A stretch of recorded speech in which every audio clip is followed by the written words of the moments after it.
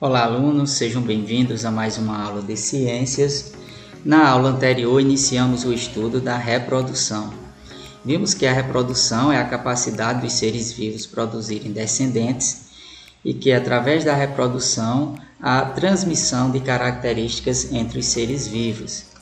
Aprendemos que há dois tipos de reprodução, a reprodução assexuada e a reprodução sexuada. Vimos que a reprodução assexuada geralmente ocorre entre seres unicelulares e também alguns animais e plantas. Nesta aula iremos estudar a reprodução sexuada. Esse tipo de reprodução está presente na maioria dos animais e em muitas plantas e outros seres vivos.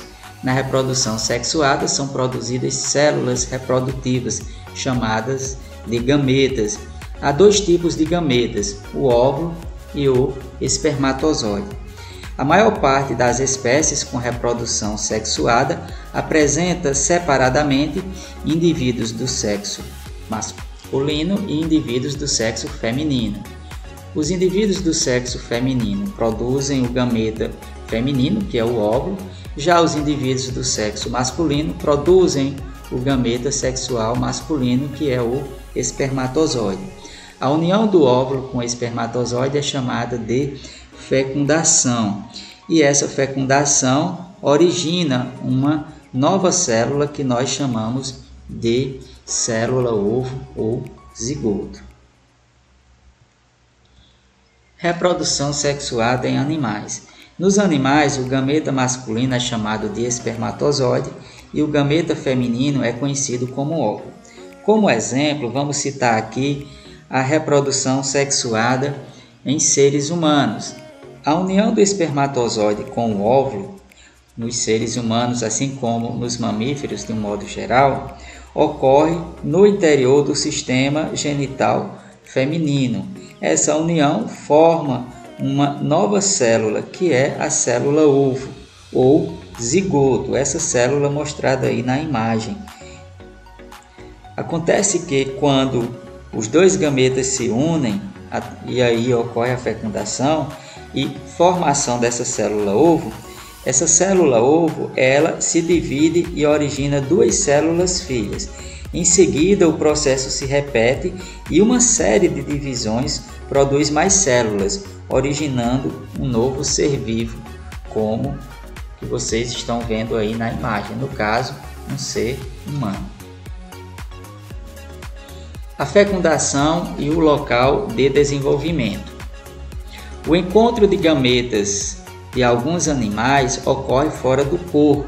Esse tipo de fecundação é chamada de fecundação externa e é muito comum em animais aquáticos, como quinidários, peixes, anfíbios, como os sapos, que vocês estão vendo aí na imagem, em que o macho e a fêmea lançam na água seus gametas e lá ocorre a fecundação. Quando a fecundação ela é externa, as chances dos gametas se encontrarem é muito pequena, mas isso é compensado pela grande quantidade de óvulos produzidos e liberados no ambiente. A fecundação também pode ocorrer interna. Essa é a forma mais comum em animais terrestres, como répteis, aves, mamíferos e nos seres humanos. Nesse tipo de reprodução, há maior chance de a fecundação se realizar em comparação com a fecundação externa e a produção de ovos geralmente é menor. Alguns animais com fecundação interna são classificados como ovíparos, vivíparos ou ovovivíparos. No caso dos ovíparos, a fêmea libera o ovo no ambiente e o embrião se desenvolve utilizando as reservas nutritivas presentes no ovo. É o caso de animais invertebrados, de alguns peixes, dos répteis em geral e de todas as aves.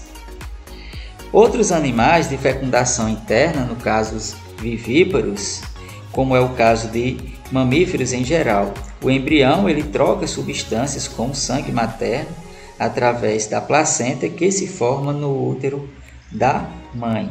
Ele recebe o alimento e o oxigênio necessários e elimina os resíduos produzidos pelas células. Nos animais ovovivíparos, o ovo com casca é retido dentro da fêmea até que o indivíduo se complete e o filhote saia formado. É o caso de alguns invertebrados, de alguns peixes e de algumas serpentes. Bom, gente, assim finalizamos nossa aula. Espero que vocês tenham compreendido. Um forte abraço e até a próxima.